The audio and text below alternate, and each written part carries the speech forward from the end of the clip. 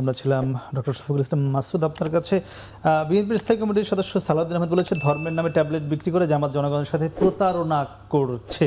একই সঙ্গে বেশ কিছুদিন ধরে সামাজিক যোগাযোগের মধ্যে বলেছে জামাত জান্নাতের টিকিট বিক্রি করছে। মানে এই বিষয়গুলো আসলে কি আপনারা আসলেই করছেন না অন্য কোনো বিষয় রয়েছে? মানে আমাদের দেশে কিছু হলে তো সাংবাদিকদের কাছে তথ্য আসে, তো কোনো একটা টিকিট তো আপাতত আপনারা এখন পর্যন্ত পাওয়ার কথা না। মানে তথ্য অনুসন্ধানে বা কোনো রিপোর্টে কি কোনো টিকিট আপনাদের হাতে এসে পৌঁছেছে, বা কেউ বিএনপিরও যদি কেউ নিয়ে আসতো যে ভাই এই যে জামাত টিকিট বিক্রি করতেছে, এটা আপনাদের কিন্তু ফলো করা উচিত, এটার বাস্তবে এটার কোনো ভিত্তি নাই। এক, দুই হচ্ছে এটা একটা বায়বীয় ব্যাপার। 3 নম্বর হচ্ছে আপনি একজন মুসলিম হিসাবে অথবা একজন হিন্দু হিসাবে জান্নাত জাহান্নাম স্বর্গ মর্ত এটার সাথে তো আপনি রিলেট, আপনি তো এটার সাথে সম্পর্কিত। 3 নম্বর হচ্ছে রিলিজিয়ান বা ধর্মটা বাদ দিয়ে তো কোনো কিছু ধর্মে, আমাদের যে ধর্মে আমরা বিশ্বাস করি সেখানে আল্লাহ সুবহানাহু ওয়া তাআলা পরিষ্কার করেছেন যে আল ইয়াউমা আকমালতু লাকুম দীনাকুম ওয়া আতমামতু নি'মাতি রাদিতু লাকুমুল ইসলামা দীনা। মানে এখানে পরিপূর্ণ জীবন ব্যবস্থা। দিন মানে শুধু ধর্ম না, দিন মানে হচ্ছে মানুষের জন্ম থেকে মৃত্যু পর্যন্ত মাঝখানের সবটুকু সময় এবং ইহকাল পরকাল দুটো মিলে। সুতরাং আপনি যখন আধা ঘন্টা কথা বলবেন, আমি তো আমার এলাকায় বলি 5 মিনিট কথা বললেও তো আমার সামনে দুনিয়ার কল্যাণ যেমন বলা দরকার, গম নিয়ে আলোচনা করা দরকার, টিন নিয়ে আলোচনা করা দরকার, রাস্তা নিয়ে আলোচনা করা দরকার, স্কুল কলেজ নিয়ে যেমন আলোচনা করা দরকার। এটা যেমন আমার একটা ইম্পর্টেন্ট পার্ট লাইফের, আমার লাইফের কিন্তু আমার মৃত্যুর পরে জান্নাত জাহান্নামও it's a very important part. সুতরাং সেই পার্ট নিয়ে যদি কেউ আমাকে সতর্ক না করে, আমরা বলি যে আমরা জান্নাতের টিকিট বিক্রির কথাটা হচ্ছে আমাদের উপরে চাপিয়ে দেওয়া, এটা হচ্ছে আমাদেরকে এটা ফোবিয়া তৈরি করা। আর মূলত আমরা যেটা করি সেটা করা উচিত এবং সেটা বিএনপিরও করা উচিত মুসলিম হিসাবে, কারণ তারা তো বলে তারা মদিনা ইসলাম চায়। তো মদিনার ইসলামের মধ্যে তো এটা আছে। রাসূল সাল্লাল্লাহু আলাইহি ওয়াসাল্লাম তো মানুষদেরকে শুধু দুনিয়ার কথা বলেন নাই, তারা তো পরকালের সঙ্গে মানে ঈশের কথা, সতর্কতার জন্য বলেছেন জাহান্নাম থেকে বাঁচতে হবে, জান্নাতে যেতে হবে। আর দেখেন আপনি সালাউদ্দিন সাহেব বলেছে, সালাউদ্দিন সাহেব একা নামাজ পড়তেছেন মাঠে, সব আশপাশে দাঁড়িয়ে ছবি তুলতেছে। এইটা কি খুব দরকার ছিল? দরকার ছিল এটার যে লা ইলাহা ইল্লাল্লাহ ধানের শেষে বিসমিল্লাহ, এরপরে এটার কি দরকার আছে যে মানে ধানের শেষে ভোট দিলে আপনি জান্নাত পাবেন? এই একটা ভিডিও আছে আমার কাছে, আপনি চাইলে আপনি দেখাতে পারি। ধানের শেষে ভোট না দিলে জান্নাত পাবেন না, এইটা আমার কাছে ভিডিও আছে, এটা দেখাইতে পারি। আমি আপনাকে এটা দেখাইতে পারি যে শাহজাহান চৌধুরী নামে ওনাদের একজন ক্যান্ডিডেটের ঘর সামনে রেখে উনি বলেছিলেন যে এটা তো হচ্ছে মক্কা শরীফের মতো। যে এই কথাগুলো কিন্তু জামাত ইসলামী ধর্মকে ব্যবহার করে না, বরং ধর্মের ভিত্তিতে আমরা সমাজটাকে পরিচালিত করতে চাই। এটা তো আমাদের কথাই যে আমরা আল্লাহর আইন চাই, সৎলোকের শাসন চাই, এখানে তো কোনো গ্যাপ নাই। সুতরাং সেই গ্যাপের জায়গাটা আমি যেটা বলি যে জান্নাতের টিকিট বিক্রি করা না, বরং জামাত ইসলামী জান্নাতের দিকে মানুষকে ধাবিত করা। পরকালীন জীবনটাও আমাদের দুনিয়ার সাথে সম্পৃক্ত হলেই কেবল এই চাঁদাবাজ থেকে সে বাঁচবে, দুর্নীতি থেকে বাঁচবে, সন্ত্রাস থেকে বাঁচবে। এই বাঁচার জন্যই তাকে জান্নাত জাহান্নামের কথা স্মরণ করাতে হবে। মানে এটি বলছিলেন মাসুদ ভাই, আবার বিএনপির দিকে আঙ্গুল তুলে যে বিএনপিও সে একই কাজগুলো করছে। আমি আশা করি আপনি ভাইকে যতটুকু সময় দিয়েছেন আমার ব্যাপারেও ইনসাফ করবেন। যে আমি না করলে মানে বিরোধী পরে আপনি নিশ্চয়ই বলেন যতটুকু সম্ভব। দেখুন, আমরা তো লক্ষ্য করেছি, ধরুন সেই ডাকসু নির্বাচন থেকে সব রকম মানুষের একটা প্যানেল, ঐক্যমতের প্যানেল, এবং তারা কিন্তু নিজেদের নামেও ইলেকশনটা করে নাই, তারা সর্বদলীয় একটা অন্য নামে তারা করেছে। এবং সেখানে আমরা দেখলাম যে ক্যান্ডিডেটরা মানে কন্টেস্ট করলেন, জিতেও আসলেন, তাদের ইলেকশনের আগের দিনের ছবি একরকম, ইলেকশনের পরের দিনের ছবি একরকম। অবশ্যই ইলেকশনের পরপরই তার হেদায়েতও হতে পারে, সবই হতে পারে, কিন্তু মানুষের মনের খট কাটা যায় না। বিকজ আমরা তো এই ধরনের চেহারা শেখ হাসিনার সময় দেখেছি। 96-তে উনি যখন মাথায় কালো কাপড় বাঁধলেন, হাতে তসবি নিলেন এবং তিনি বললেন আমরা যা করেছি অপরাধ করে থাকলে মাফ করে দিন, এইবার অন্তত নৌকায় ভোটটা দিন। আমার তো এখন চোখের সামনে ভাসে এই ঘটনাগুলো। সো ওটার একটা ছোট্ট সংস্করণ আমরা যেন ডাকসু নির্বাচনের আগে দেখলাম। আবার আমার ভাই শাহজাহান চৌধুরীর কথা বলেছেন, ওনাদের দলও একজন শাহজাহান চৌধুরী আছে চিটাগংয়ের, এবং উনি যেভাবে প্রচারণা চালাচ্ছেন, যেই ভাষায় উনি হুমকি ধামকি দিচ্ছেন মানুষকে, সেটাই বা কতটুকু লজিক্যাল সেই প্রশ্নও তো আমরা রাখতে পারি। তিনি যেমন বলছেন ওসি এসপি ডিসি ওরা কান ধরে উঠবে বসবে আমাদের কথা, আমাদের কথায় ধরবে, আমাদের কথায় ছাড়বে, আমাদের কথায় মামলা দেবে, আমাদের কথায় মামলা থেকে নাম কাটবে, এটাই বা কতটুকু নির্বাচনের পরিবেশ রাখে সেই প্রশ্ন অ্যালাউ করে কিনা। আবার ধরুন সকালবেলা ফজরের নামাজের পরেই আমার যেই ভাইরা জামাতের প্রার্থী হয়েছেন, ওনারা কিন্তু ফজরের সময় আমার এলাকাতেও একদম ফজরের ওয়াক্তে ওনারা চলে যান এবং মাগরিবের পরে কিন্তু ওনারা আর প্রচারণা করেন, ওনারা ঘরে চলে যান।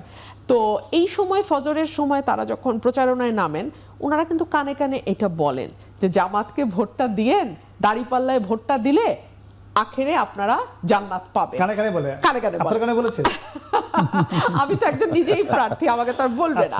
আর আরেকটা বিষয়, ধরুন এই যে ওনারা বলছেন যে ইসলাম একটি পূর্ণাঙ্গ জীবন বিধান এবং জামাতের লক্ষ্য হচ্ছে ইসলামের আইনটা, যেটা পূর্ণাঙ্গ জীবন বিধানের আইন, সেটাকে কায়েম করা।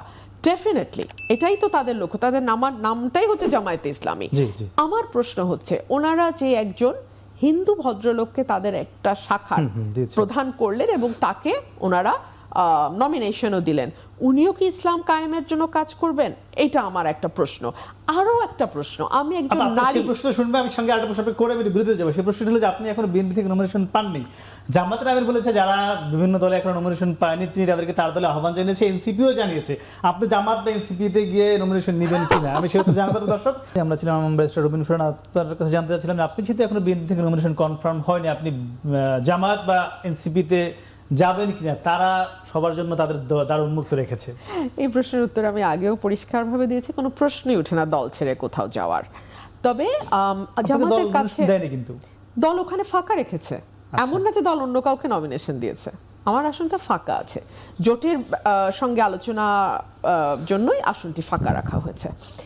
কিন্তু জামাতের কাছে আমার একটা প্রশ্ন আছে, না, যদি শেষ পর্যন্ত না দেয়, যদি শেষ পর্যন্ত না দেয় তখন আমার এলাকার মানুষ যে সিদ্ধান্ত নেবে আমি সেটাই করব। আমি একজন ব্যক্তি রুমিন ফারহানা কি করলাম দ্যাট ডাজন্ট ম্যাটার। তবে এইটা আপনারা খুব শিওর থাকেন, বিএনপি ছেড়ে আমি অন্য কোনো দলে যাব না, কোনো প্রশ্নই ওঠে না। আপনি জানি না কেন এটা আমাকে বলানোর চেষ্টা করছেন আমি কোন দলে যাব, প্রশ্নই ওঠে না, আমি অন্য কোনো দলে যাব না। তাহলে তো বিএনপি নির্দেশনা মেনে হয়তো নির্বাচন করবেন না, সেটাই আমরা ধরে নিতে পারি যদি নমিনেশন না দেয়। আমার দলের, আমার নেতাকর্মী, আমার ভোটার, এদের সবার সিদ্ধান্তই আমার সিদ্ধান্ত, সেটা দেখা জি, যাবে। জামাতের প্রতি আপনি যে কথা বলছিলেন। জি, ওনারা নারী প্রার্থী দিয়েছেন আমাদের ছাত্র সংসদ নির্বাচনগুলোতে। জাতীয় নির্বাচনে কি কোনো নারী প্রার্থী ওনাদের আছে? বিকজ ওনারা ডাইভার্সিটির কথা বলছেন, ওনারা ইনক্লুশনের কথা বলছেন। আবার আসবো, মাসুদ আবার ভাই, সেই প্রশ্ন থেকে যদি যাচ্ছে, আপনারা কোনোভাবে জামাতে যেতে চায়, জামাত তাকে নেবে কিনা? নারী প্রার্থী আপনাদের এখন একজন ঘোষণা হয়নি, এটি কিন্তু প্রশ্ন। আমি আপার আগের কোশ্চেনটা দিয়ে একটু শুরু করি। সেটা হচ্ছে কৃষ্ণনন্দী একজন ইয়াকে দেওয়া হয়েছে খুলনাতে। দেখেন, এই কোশ্চেনটা কিন্তু আপা করতো, যদি কৃষ্ণনন্দীকে না দেওয়া হতো তাহলে আপা কিন্তু এই কোশ্চেনটা আবার এখন করতো যে ইনক্লুসিভনেসটা জামাতের মধ্যে, জামাতের রিজিট একটা অর্গানাইজেশন, তার মধ্যে নারী নাই, তার মধ্যে ভিন্ন ধর্মবিলের নাই, এই কথাগুলো কিন্তু আমাদের শুনে আসতে হয়েছে। আর তার চেয়ে বড় কথা হচ্ছে যে একজন ব্যক্তি ইসলাম প্রতিষ্ঠা না প্রতিষ্ঠা করার প্রসঙ্গ না, সেও তো একটা ধর্মে বিশ্বাস করে এবং সে কিন্তু তার বক্তৃতায় বলেছে জামাত ইসলামী যে আল্লাহর আইনের কথা বলে, সৎলোকের শাসনের কথা বলে, আমি সেই বিশ্বাস এবং সেই দৃষ্টিভঙ্গি নিয়েই জামাতের সাথে যুক্ত হয়েছি। আমি তারা যে আইডিওলজি ফলো করে আমি সেই আইডিওলজিটাকেই এক্সিকিউশন করব। তো এটা তো আমরা মত পছন্দ করি না, সে এটা পছন্দ করবে। আমরা সুদ পছন্দ করি না, ঘুষ পছন্দ করি না, ধর্ষণ পছন্দ করি, চাঁদাবাজি পছন্দ করি না, সেটা এক্সিকিউট করবে আমাদের সাথে। এটা তো যে কেউ করতে পারে। নারী প্রার্থীর ব্যাপারে ইতিমধ্যে আমাদের আলোচনা হয়েছে, আমরা এটা আন্ডার ডিসকাশন।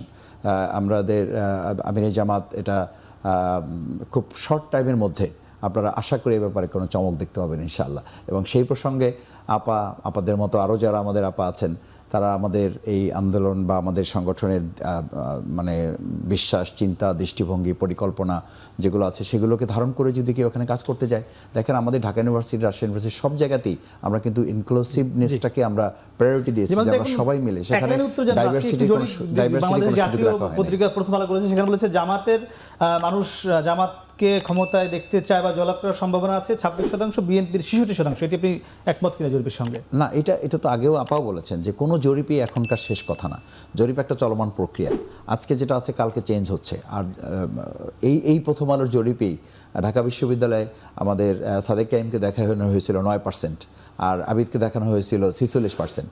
সেখানে তো দেখেছেন যে প্রথম আলোর রিপোর্টের সেই জরিপের প্রেক্ষাপটটা টোটাল উল্টে গেল। তো স্বাভাবিকভাবেই একটা জরিপ চূড়ান্ত কিছু না, প্রথম আলোর ওই রিপোর্টে কিন্তু ঢাকা বিশ্ববিদ্যালয়ের চিত্রটা পুরো উল্টো হয়ে গেছে। ধন্যবাদ। সুতরাং সেই রিপোর্টকে আমরা সর্বশেষ যেতে চাই, আপনি কি মনে করছেন তফসিল ঘোষণার পর এখন যে ভালো পর্যায়ে রয়েছে এটি সংঘর্ষের দিকে যেতে পারে কিনা, সংঘাত হতে পারে কিনা? না, আমি এটা মনে করি না। এই কারণে যে যেই আসনগুলোতে সংঘাত হয়েছে সেটা হবার ছিল, হয়ে গেছে, শেষ হয়ে গেছে, এবং সামনে আর আছে মাত্র 1.5 মাস 2 মাস। এর মধ্যে নতুন করে সংঘাত হবার বা নতুন করে কোন্দল হবার আমি কিছু মনে করি না, আমি বিশ্বাস করি না। জনাব তারেক রহমান একটা কথা আজকে বলেছেন যে মার্কা চূড়ান্ত, আপনারা যারা ধানের শীষের পক্ষে আছেন আপনারা মার্কাটা দেখবেন এবং দয়া করে ব্যক্তি মার্কাটাকে নয়। জয়যুক্ত করবেন। যদি এর সঙ্গে এনসিপি একদম। দ্বিমত পোষণ করেছে, তারা বলেছে শুধু মার্কা না ব্যক্তি দেখে ভোট দিতে হবে। যে doctor Shafiqul Islam Masud, barrister Rubin Farhana